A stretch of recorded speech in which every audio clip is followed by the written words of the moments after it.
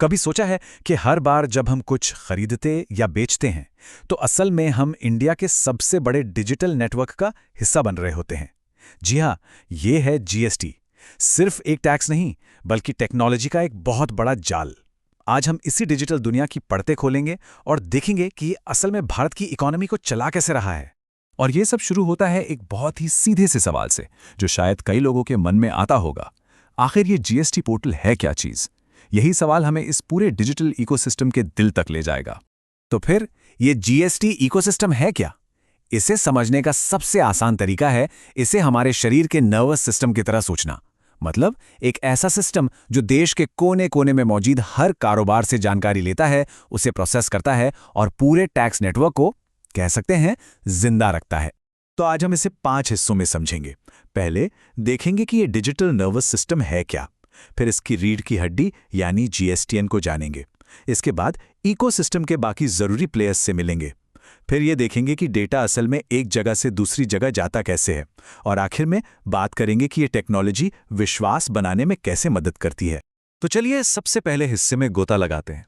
देखिए, ये कोई मामूली वेबसाइट नहीं है। ये एक ऐसा नेटवर्क है जो देश की पूरी अर्थव्यवस्था को एक दूसरे से जोड़ता है। हर एक लेन देन, हर एक बिल, सब कुछ इसी नेटवर्क का एक हिस्सा है। अब सवाल यह है कि इस विशाल नेटवर्क में है कौन कौन। देखिए, ये कोई एक दो लोगों का काम नहीं है। एक तरफ सरकार है जो नीतियां बनाती है और दूसरी तरफ हम जैसे टैक्स पेयर्स हैं। लेकिन इन दोनों के बीच में है टेक्नोलॉजी कंपनियां, बैंक, आरबीआई। ये सब मिलकर इस पूरे सिस्टम को असल में चलाते हैं। ये एक जबरदस्त टीम वर्क है। अब आते हैं इस पूरे इकोसिस्टम के दिल पर, उसकी धड़कन पर। इसका नाम है goods and services tax network, या शॉर्ट में जीएसटीएन। अगर जीएसटी इकोसिस्टम एक शरीर है तो समझ लीजिए कि जीएसटीएन उसकी रीढ़ की हड्डी है। जीएसटीएन अपने आप में एक बहुत ही यूनिक ऑर्गेनाइजेशन है।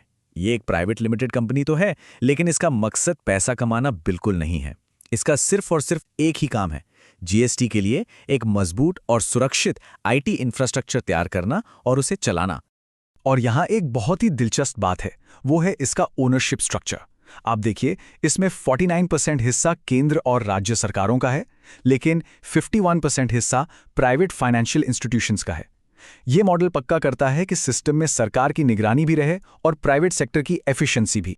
तो सवाल उठता है कि जीएसटीएन असल में करता क्या है, मतलब इसका काम क्या है। ये जीएसटी पोर्टल चलाता है जहां सारे रिटर्न्स फाइल होते हैं। ये करोड़ों इनवॉइसेस का डेटा सेफ रखता है और ये बैंकों, आरबीआई और टैक्स डिपार्टमेंट्स के बीच एक पुल की तरह काम करता है। तो हमने सिस्टम के दिमाग यानी जीएसटीएन को तो समझ लिया। अब चलिए उन नसों को देखते हैं जो इस नेटवर्क को हर एक यूजर तक पहुंचाती हैं, मतलब इकोसिस्टम के दूसरे बड़े खिलाड़ी। जीएसटीएन ये सब अकेले नहीं करता। सोच कर देखिए, ये एक पूरी टीम की तरह है। इन्फोसिस जैसी कंपनियां इसका सॉफ्टवेयर बनाती हैं, एनएसडीएल पेमेंट्स को सिक्योर बनाता है, आरबीआई पैसों के आने जाने पर नजर रखता है और बैंक उस पेमेंट को प्रोसेस करते हैं। हर किसी का अपना एक जरूरी रोल है। अच्छा, यहां पर 2 शब्द हैं जो अक्सर लोगों को कंफ्यूज करते हैं, जीएसपी और एएसपी। चलिए इसे एकदम आसान भाषा में समझते हैं। जीएसपी यानी जीएसटी सुविधा प्रोवाइडर वो इंजन है जो पर्दे के पीछे काम करता है, और एएसपी यानी एप्लीकेशन सर्विस प्रोवाइडर वो ऐप है जिसे बिजनेस असल में इस्तेमाल करते हैं। और ये एनालॉजी बहुत ही बढ़िया तरीके से समझाती है कि दोनों में फर्क क्या है। एएसपीज वो हैं जिनसे हम सीधे इंटरैक्ट करते हैं, ठीक हमारे फोन के ऐप्स की तरह, और जीएसपीज वो टेक्नोलॉजी है जो उन ऐप्स को जीएसटी नेटवर्क से जोड़ती है। अब जब सारे प्लेयर्स को हम समझ चुके हैं तो चलिए देखते हैं कि ये सिस्टम एक्शन में कैसा दिखता है। एक पेमेंट की डिजिटल यात्रा को ट्रैक करते हैं और देखते हैं कि डेटा और पैसा कहां से कहां तक का सफर तय करते हैं। सोचिए, किसी ने ऑनलाइन जीएसटी पे किया तो होता क्या है? सबसे पहले जीएसटी पोर्टल पर एक चालान जनरेट होता है। फिर एनएसडीएल का पेमेंट गेटवे उसे वेरीफाई करता है कि सब ठीक है या नहीं। इसके बाद आरबीआई उस पैसे को सही सरकारी खाते में पहुंचाता है और आखिर में जीएसटीएन तुरंत आपके ऑनलाइन खाते को अपडेट कर देता है। यह सब कुछ ही सेकंडों में हो जाता है। लेकिन इन सब टेक्निकल बातों का असल दुनिया में क्या मतलब है? इसका फायदा क्या है? जरा लुधियाना के एक छोटे व्यापारी के बारे में सोचिए। अब उसे टैक्स भरने के लिए घंटों लाइनों में लगने की जरूरत नहीं। वो घर बैठे अपना रिटर्न फाइल करता है और उसे तुरंत एक डिजिटल रसीद मिल जाती है। न कोई कागज, न कोई लाइन और न ही कोई बिचौलिया। यही है सिस्टम की असली ताकत। तो चलिए अब थोड़ा जूम आउट करते हैं और बड़ी तस्वीर को देखते हैं। इस पूरे इकोसिस्टम का मकसद सिर्फ टैक्स इकट्ठा करना नहीं है, बल्कि कुछ और भी है। और ये सिस्टम भविष्य में किस तरफ जा रहा है? देखिए, ये सिस्टम कोई पत्थर की लकीर नहीं है, ये लगातार इवॉल्व हो रहा है, बेहतर बन रहा है।